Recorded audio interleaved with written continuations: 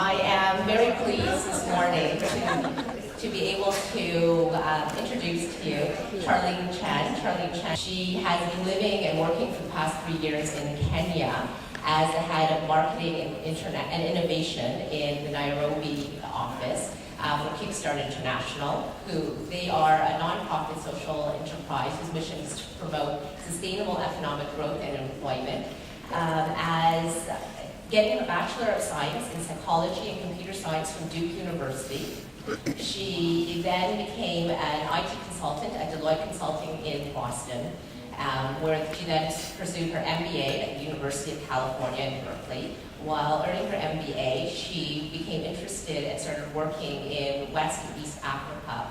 And has led her to be the head of marketing and innovation. So she is going to speak to us today about her very inspiring journey from the US all the way to where she is now in Africa. I'm speaking in English.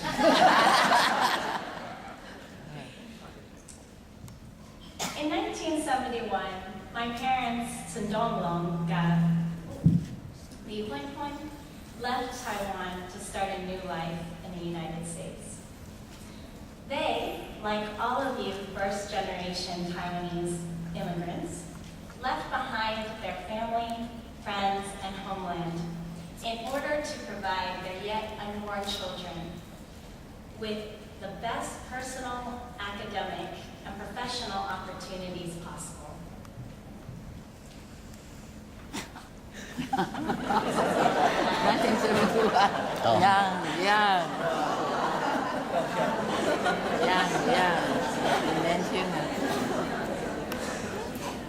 So let me ask you, I wanted to make this a bit more interactive. When you moved to the United States, what did you dream that your sons and daughters would become? Just shout out. Lawyer. Okay, I heard doctors, lawyers. Doctors. Anything else? Any profession. Oh, any profession. That's very open-minded. Okay. I imagine doctors, scientists.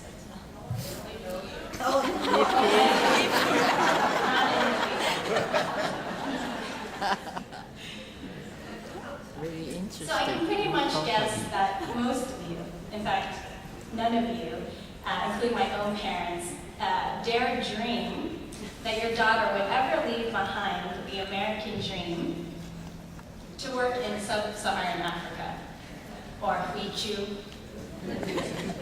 I'm honored today to speak to you about my story of how I did exactly that. Believe it or not, I actually started out on a fairly Taiwanese-friendly, Taiwanese-approved career path. My tech-savvy father instilled in me a keen love of computers. So I took my first programming class in high school and ended up majoring in computer science and psychology at Duke University. I spent my summers interning at an internet startup, at Microsoft, and at Eli Lilly, which is a pharmaceutical company best known for producing Prozac. I then spent the next 4 years as a system analyst at Deloitte Consulting, one of the largest professional services firms in the world. It was a very comfortable life once I adjusted to sleeping in a hotel 3 nights a week and flying every single Monday and Thursday. I had bright colleagues, talented managers, and I had the opportunity to work across many industries serving Fortune 500 companies. Yet, something was missing. I felt like the work that I was doing wasn't really helping people. So I started spending a lot of my free time volunteering with nonprofit organizations. I organized career development events for Asian American women in high school and college through an organization called Aspire, which stands for Asian Sisters Participating in Reaching Excellence. I started a computer literacy program for Asian immigrants through the Boston Chinatown Neighborhood Center. I became a camp counselor and eventually program director at the annual TAF, or Taiwanese American Foundation, summer conference that had a tremendous impact on my life as a high schooler. So while designing and implementing call center applications was intellectually challenging, it was the volunteer work that truly gave me personal fulfillment. As the years passed by, a little voice inside me grew louder and louder. Wouldn't it be amazing if I could make social impact a part of my everyday life instead of just nights and weekends? So I started thinking about leaving the comfort zone of Deloitte. Although I started an application to the Peace Corps, I decided to get my MBA in order to round out my education. I was confident in information technology, but I hardly knew anything about finance, accounting, supply chain management, marketing, sales, human resources. So I entered business school considering essentially 3 options. I considered domestic nonprofit management, corporate social responsibility, or business and technology in developing countries. MBA students who are career switchers often use their summer internship to explore new career paths before committing to full-time opportunities. It would be prudent to discover sooner than later whether or not you can cut it as an investment banker on Wall Street, or say whether or not you could live in Africa. I was lucky enough to travel a lot with my family growing up, but mostly to developed countries in Asia and Europe. My first exposure to poverty was through church mission trips to Juarez, Mexico, the Caribbean island of Trinidad, and a village in rural Guatemala. I had never been to Africa and barely knew anyone who had. All I knew was that billions of dollars of foreign aid had been poured into a continent with seemingly very little to show. I was intrigued by the idea of social entrepreneurship, which is the idea of building organizations with social missions at their core, but operating as businesses, not charities. So I decided to give Liju a shot. I found a summer internship in Ghana, a country in West Africa. So now we're back to interaction. Tell me, what do you think when you think of Liju or Africa? Corruption, poverty, Backward. AIDS, disease, Dangers. right? Right. Animals, okay, that's good too. Yeah. So I must confess that these were the words and images here that I also thought of when I thought of Africa. You see, foreign aid, disease, debt, rape, poverty, AIDS, famine, charity, drought. However, after spending 3 months working in Ghana, doing small to medium enterprise development work for an internet company in Accra, which is the capital of Ghana, I became incredibly inspired by all of the business opportunities that I found there. I not only found the formal sector, such as banks, and even, did you know that Ghana has a stock exchange? But I also met a lot of entrepreneurs and came across a lot of businesses that really inspired me. So I started seeing Africa in a new light. You see these positive words: trade, jobs, creativity, business, entrepreneurship, talent. I was so inspired that I decided to move back to Africa after graduating from Berkeley. I first entered development through technology. Oh, sorry, I forgot one slide. This is a picture of the company that I worked at in Ghana, which was Busy Internet, the biggest internet cafe. So through Berkeley, I spent 6 weeks working in rural Uganda, researching how small-scale farmers access information using technology as low-tech as radio and as high-tech as their mobile phones. After turning down job offers in Jordan, Nigeria, and South Africa, then I spent 5 months working in Tanzania, managing a project to allow cotton farmers to receive market prices and ask questions using their cell phones. Then, after turning down offers to work in Jordan, Nigeria, and South Africa, I finally decided to accept a job in Kenya, in East Africa, at Kickstart International, which is a non-profit social enterprise whose mission is to lift millions of people out of poverty through income-generating technologies, which you can see here.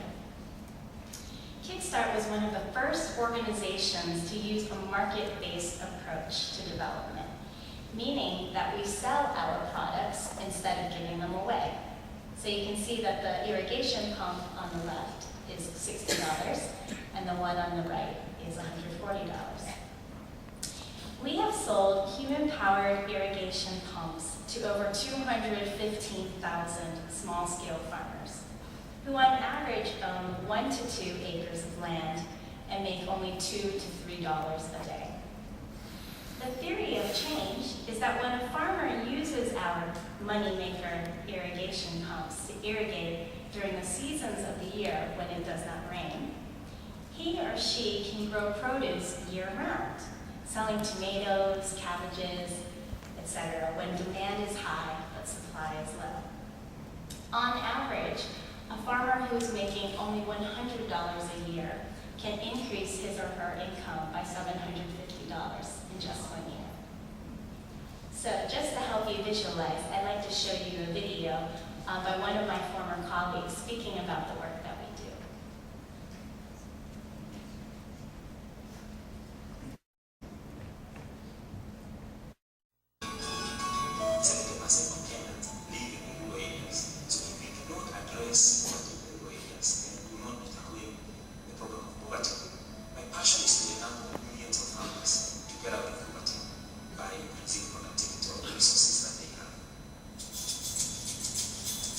What's interesting about the Kickstart is that we didn't come from the land to live on. Poor people have limited amount of money, and therefore we have to make very informed choices in terms of what it is that they are going to purchase. So when you compare our farm to others in the market, ours is expensive, but then from the perspective of the farm, that price is still high. That's when we need to be able to get them to really try and understand how to what's the budget.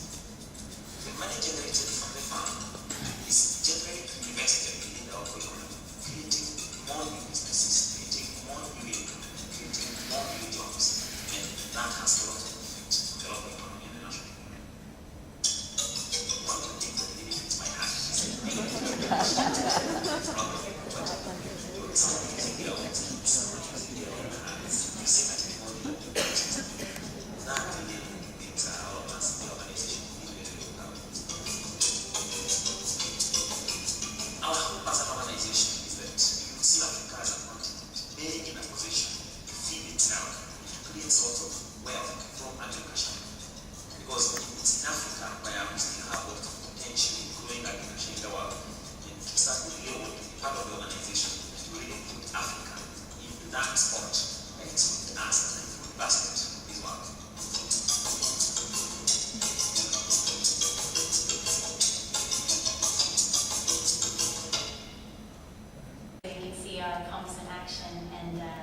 also hear my colleague talk about the work that we do.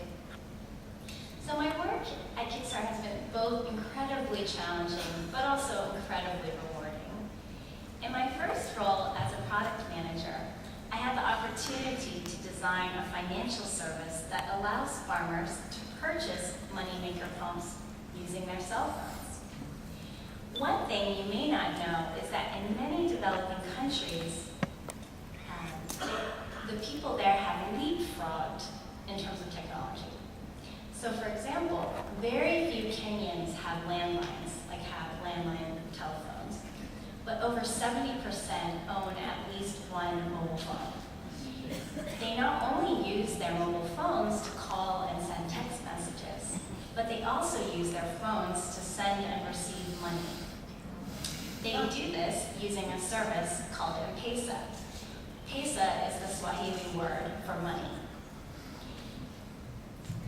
Some of the challenges that I've faced in working in Africa is that many of our target customers obviously live in very rural areas. So it can take a lot of time and effort to visit them, much less try to sell them our products. I have also had to learn Swahili, which is the national language, in order to better communicate with farmers who speak little, if any, English. I wanted to give you a sample of some of the phrases. So, habari yako means how are you? Mimi ninaitwa Charlene means my name is Charlene. Nafanya kazi pamoja na wakulima. This means I work with farmers. Hakuna Matata, which you might recognize from the movie The Lion King, is actually Swahili for no worries. Kwaheri means goodbye. And asante sana means thank you very much. A little over a year ago, I was promoted to become the head of marketing and innovation at Kickstart. So I currently manage a team of 4 Kenyans to run Kickstart's new product development and management, global marketing and branding, and sales strategy. This has been quite the stretch role beyond my comfort zone because prior to Kickstart, as I mentioned earlier, I had absolutely 0 experience in any of these subjects. But I am thankful that Kickstart saw potential in me and gave me the opportunity to learn and to grow. It hasn't been easy, but I've learned so much through a lot of trial and error, as well as through mentorship from my fellow senior managers, nearly all of whom are Kenyan. But personally, the hardest thing about working in Africa has been living so far from home, from my parents, my sisters, and my 6 adorable nephews and nieces. So this is the point in my speech when I thought I would explain, but good news, you don't have to move to Africa to move beyond your comfort zone. But then I realized that you already have in so many ways. By immigrating from Taiwan to North America, you left behind your comfort zone, your friends, your families, and your homes. I think about how my father's medical school textbooks were in English, how my parents immigrated to Birmingham, Alabama in 1971, just after the Civil Rights Movement, and perhaps even face more discrimination than I do in Africa, where even small children make ching-chong noises as they see me in the villages. I think about how each of you must have struggled to find that delicate balance between assimilating yourselves and your children into American culture, while still preserving and passing on your Taiwanese heritage. So first, we should celebrate this great leap of faith that all of you have taken to go beyond your comfort zone. But I encourage you to continue exploring beyond your comfort zone each and every day. Now here are 5 of the ways in which I have gone beyond my comfort zone, which I hope will encourage you to do the same in your own way. Travel off the beaten path. I have been so blessed to explore the landscape, food, and culture of over 40 countries across 6 continents. This is a shot of me scuba diving in the Great Barrier Reef off of Australia. This is me in front of one of the Great Pyramids in Egypt. The ancient city of Machu Picchu in Peru. I didn't want to be paise and show you a picture of me in my swimming suit. So I did actually swim on the very edge of Victoria Falls in Zambia. Wow. So you can see on the right-hand side where the people are standing, there's a pool where you can swim, and they sort of hold you off the edge of the falls. Wow.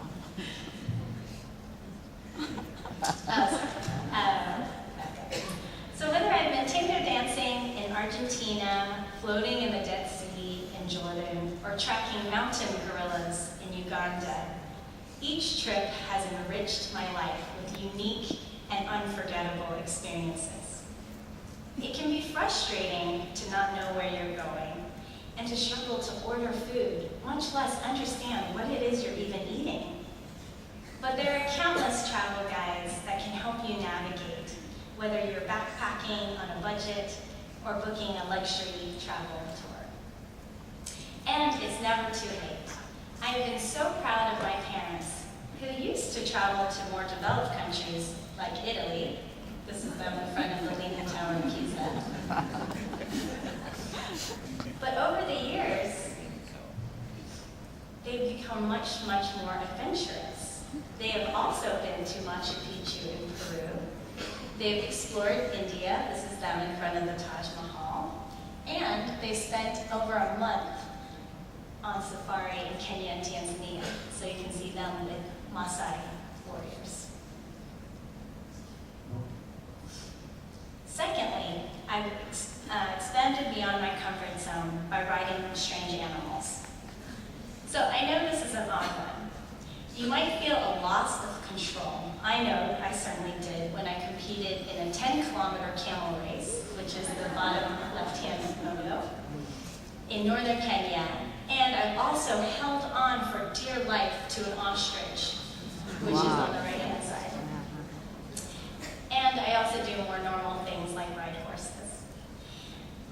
It can really make you feel a sense of loss of control when you ride strange animals, but it truly does empower you to see and experience the world from a new vantage point. Last month, I actually raced giraffes on horseback, which was literally breathtaking. Thirdly, I really enjoyed exploring the deep seas. As a Pisces, which is one of the water signs of the zodiac, I love being on the water, in the water, and underwater. Just as with riding animals, water sports such as kayaking, dragon boat racing, whitewater rafting, kite surfing, and scuba diving have enabled me to explore the 70% of the world that isn't land. I highly encourage you to dip a toe in the water or just dive right in. You could try something as low-key as snorkeling or as intense as cage diving with sharks, which I haven't done but would like to. So this is a picture of me scuba diving, and then the other photo is a 30-foot whale shark, which I swam with in Tanzania, and they do not eat people. So don't worry about it.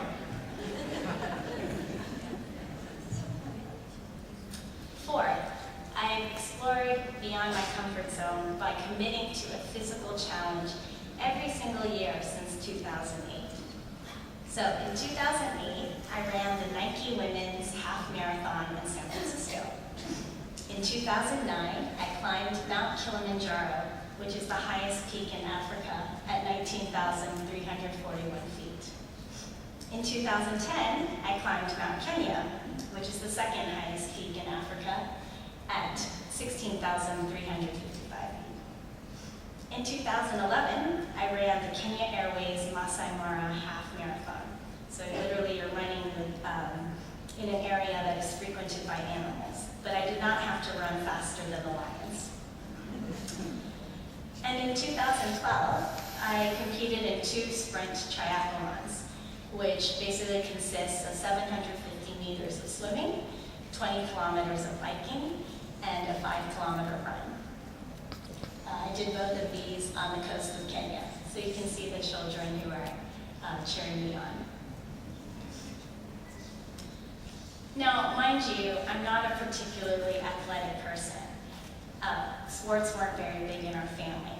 I'm the same girl who really dreaded running the mile run in PE class, and I'm the same girl who played soccer and field hockey, but never ever made the varsity team. If you told me that one day I would be a, very amateur triathlete, I would have laughed at you.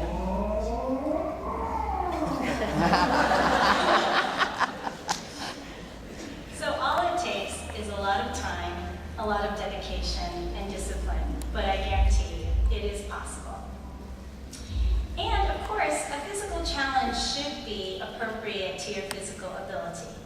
So, to people of my parents' generation, I might suggest that you commit to walking every day, sunfall, or maybe play golf twice a month. And fifth, I really encourage you to step beyond your comfort zone by reaching out to the community beyond your community. Now, it goes without saying that you don't have to work in a developing country to serve those in greater need. Many of you in the audience are already doctors and physicians or in other careers that serve many people. And I encourage you and applaud you for continuing to do that. But there's also many, many people in greater need in our communities, in our neighborhoods. So I encourage you to volunteer. I have always lived by the Gandhi adage that to whom much has been given, much is expected. So some of you might be wondering, but truly it's because I believe that life is a precious gift, a gift from your family and a gift from God. So I've decided that as long as I have legs to walk and eyes to see and ears to hear, I will continue to live each day to its fullest, and I encourage you to do the same. Here are some of the other things that I would like to accomplish in my lifetime, however long. I'd like to learn Chinese. I'm ashamed to confess that I dropped out of Chinese school as a young girl. I would like to hike the pilgrimage of Santiago, which is a 30-day trek in northern Spain. I would like to climb to the base camp of Mount Everest. Wow. I would like to travel to Antarctica, which is the 7th continent that I've never been to. I would like to learn to fly a small plane. Wow. Adventure. And I would love to publish a book. I also added become a doctor, but sorry, Dad, I'm just kidding.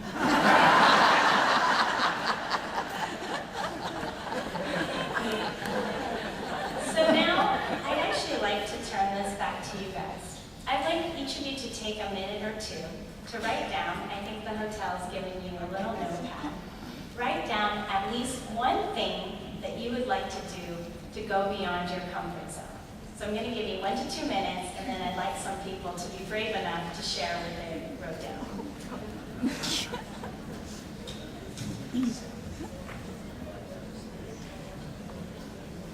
Mom, that includes you.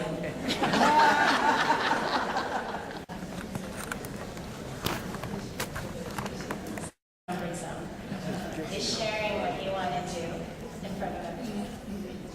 Just raise your hand.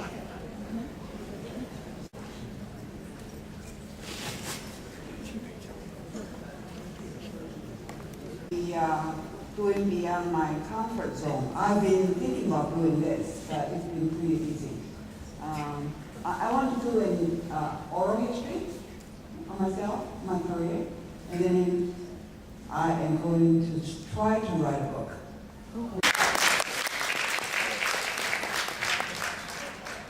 Anyone else?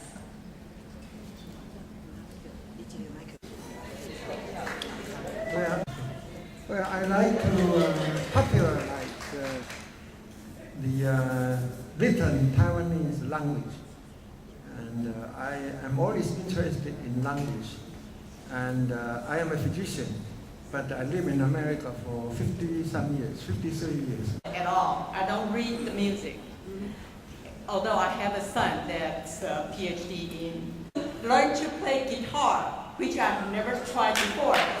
On my diary in my.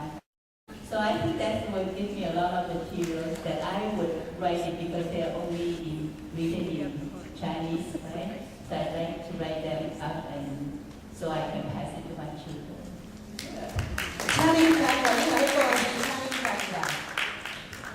Thank you, Charlene, for your talk. It was very enlightening. We're just amazed. We're just cackling back there. The NATWA 2 group, at how not only are you able to do all these amazing things, but also save so many farmers from poverty. And then Joanne made the comment, wait till she becomes a mom. Your first book ever is an equalizer. You're one of us. And I guess that's the venture in my journey was I've done the drive down from Berkeley to LA before as a school person, but as a mom with 2 kids, oh my gosh, that was really a comfort zone, so thank you.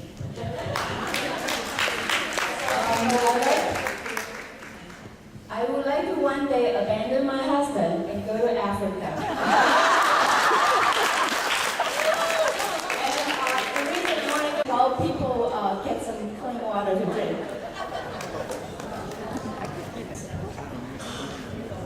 Myself, I'm so afraid.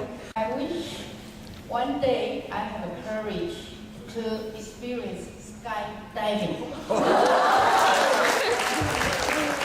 今麦是这个人咧发言吼，所以我即麦我take care 这边，take care 那边，所以我即麦伊迄边讲完之后，我会叫迄边 ，OK？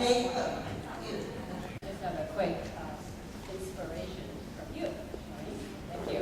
I heard from yesterday's Taiwanese history and literature and all those things, and as we all know, without language, our race is finished. So I think I have an idea of setting up a website like a wiki, Taiwanese, so all the Aborigines people or whoever in your family can still remember some stories, the songs you sing, or the words you say. Just submit it to the website, the wiki Taiwanese site or wiki Formosa site. And I will go with my daughter to get my granddaughter. Thank you for sharing. This speech has actually been hearing the many dreams that you have and the ways in which you already go beyond your comfort zone and plan to do so. It's really inspirational to me, and I hope that a year from now, at the next NATWA convention, you can share with each other all of the achievements that you accomplished over the past year. So I wanted to also celebrate and appreciate all that you have done for me too, from my parents and getting to meet all of you and seeing NATWA night last night. I'm really inspired, actually. If this is what I'm doing at age 32, if I can take a inspiration for you, imagine what I can be doing in 30 years, dancing here on stage, acting. So I'm very relieved to know that even as my life goes on, I can still be full of energy and full of life. So I would leave you with this, is a constant encouragement, not to just, but to truly live your life alive. Thank you so much.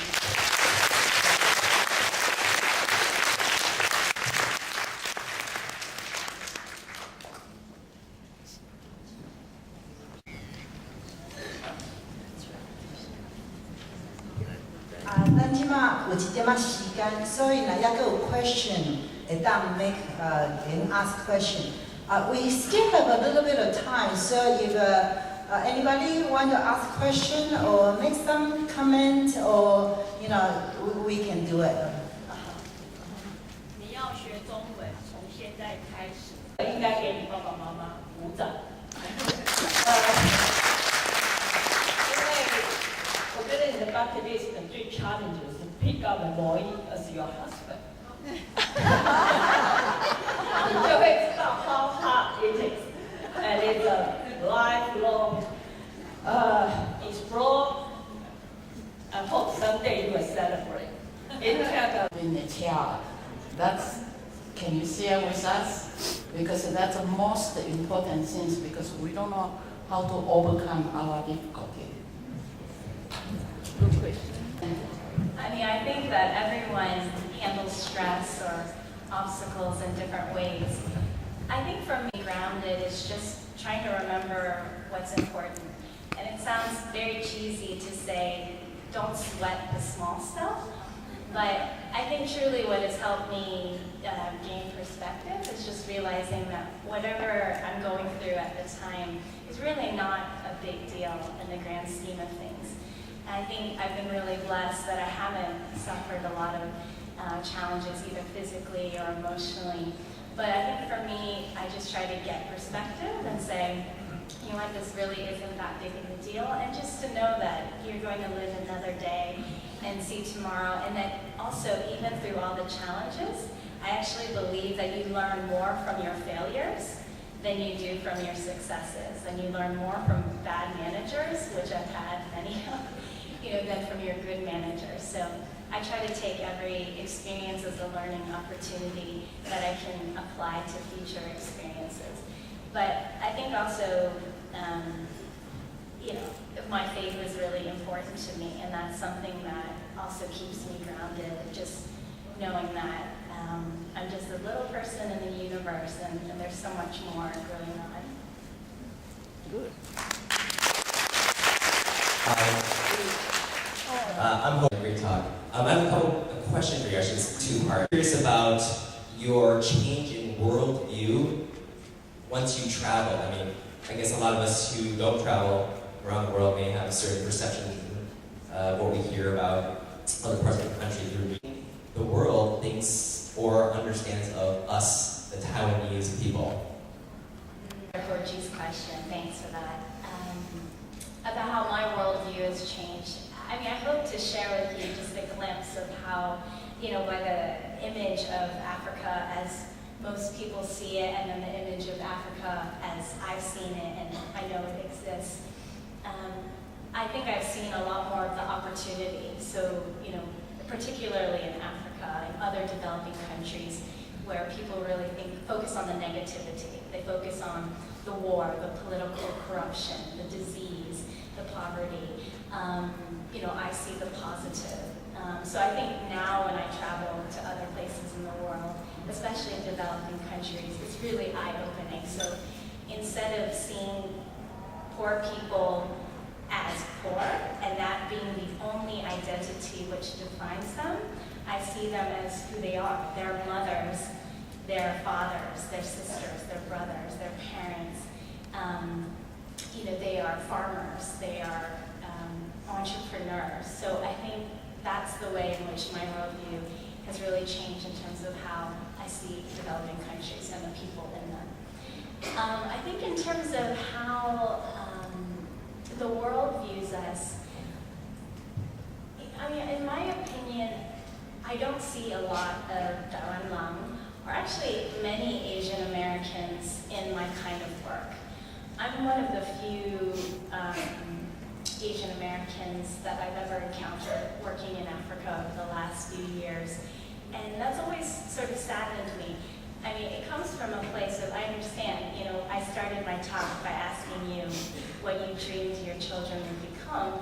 And the truth is that many parents don't really dream of their children going into the social sector or going into the nonprofit sector because, well, it's not profitable. So,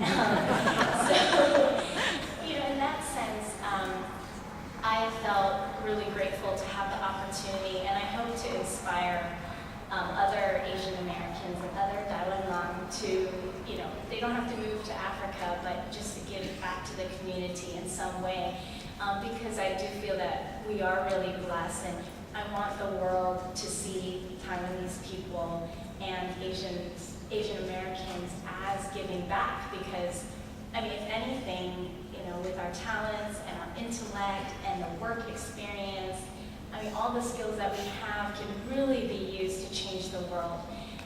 So whether you're a doctor or, a nonprofit manager in Africa, I mean, I think there's just so much that my generation and your generation still can do to serve the world.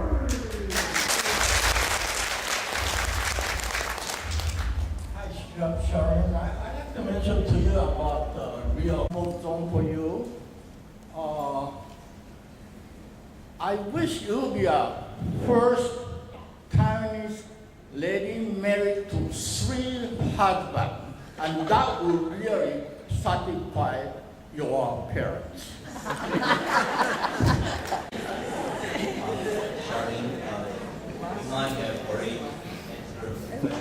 mean, I thought growing up in North Carolina that I had a fairly confused identity. Of course, I've come to really, really embrace and be so proud of being Taiwanese and American. So I identify myself as Taiwanese American. But in Africa, I'm often perceived as white. So often children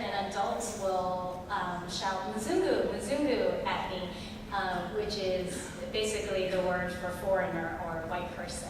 So I find it funny that in Africa I'm actually perceived as white. Although in some of the countries where I didn't actually focus my talk very much on the work that China is doing in Africa, in so-called development, infrastructure, etc. But there are countries that do have more exposure to the Chinese because they're there building roads and extracting minerals, etc. So that's where I get some of the discrimination, which is like, you know, ni hao, or ching chong, sort of discrimination. But yeah, so I'm perceived as both white and as Chinese, and then last, I think, as American, unless I speak English.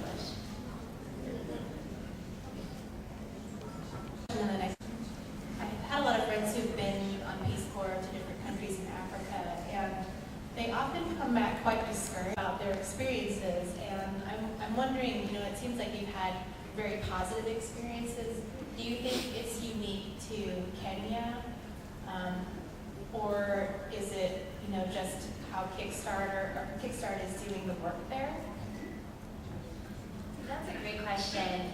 I mean, I actually probably painted mostly a rosy picture of the work that I do in Africa. You know, I did mention some of the discrimination I face, and it is challenging. I mean, I think there are a lot of Africans and people in developing countries who don't want help. They don't really want aid, and they've been kind of through many decades since independence of foreign aid that's not effective and it's more like charity. And so I think there's always a tension between development workers and sort of the local nationals. Yeah, I think for me, I've even experienced some challenges in the workplace where, you know, colleagues might resent the fact that I'm coming from the US, you know, as if I, you know better or something. So I think one thing that's really helped me to be successful in Africa is to be humble. And that's one thing I've really learned from being Taiwanese is humility.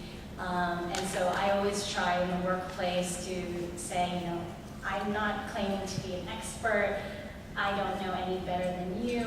You tell me what works for Kenya, what works for Ghana, what works in Tanzania.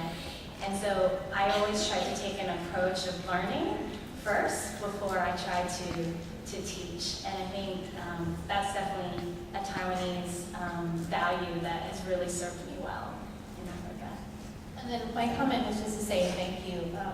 I have a little boy, and so I often think about how I'm going to raise him. My parents raised me to be very risk averse, so I became a lawyer, and I now assess other people's risk. But hearing your story really inspires me to go beyond my comfort zone, which is to allow him to be who he is. So thank you very much.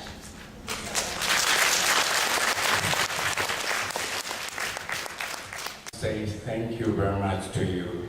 Yes, by using Swahili, I would like to understand. I'm so inspired with all your presentation because I know your parents so well. And I know you at least 2-3 years, I still remember we have a dinner together. I can fully understand or fully sympathize how Dr. Chen feel about his comment, because I do have a similar situation. I'm not trying to tell you to going beyond the discomfort zone, because my discomfort zone is over now, because my daughter has been in India for 8 years. In outreaching for those youngsters who was victimized by human trafficking. So I do believe, I feel very comfort now, not discomfort. And one thing I would like to say, with all your energy, with all your compassion, as a Taiwanese American parent, I would say you are such a great model for those young generation. And I would like to encourage all the existing parents in this room, get out of your discomforting zone. Let your Second one is doing whatever they can do to enrich what we already to do. Okay, thank you. Really good point, and that's actually something I should have included. I am eternally grateful to my parents who, they don't necessarily love the idea of me being a Pichu, and my mom is, always saying, "Paka o mima." Paka o mima. To be honest, they really don't, getting dark-skinned and, working in tough areas. But, I really wouldn't be where I am today without my parents. And through that support that Uncle was talking about, that, really, if you feel that your children are pursuing non-traditional careers, and whether it's here in the States or abroad, it's been life-changing. And really, if you're not just the one changing the world, please empower your children to also change the world, because it's really changed my life, and I can't wait to see what the rest of my life holds. Thanks to my parents. Seriously, thank you, Charlene. We had an appreciation certificate for Charlene and a gift also.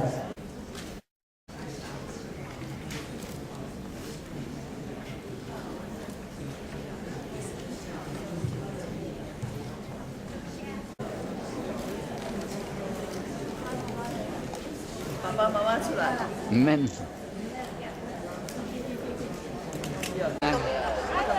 Okay, I will send you quick. You can choose side of you should be proud of yourself. You accomplished a lot.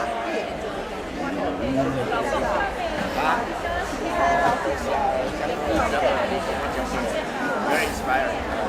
Well, your mom sees me every year, and she says, "Mama, no, I take it. No, he.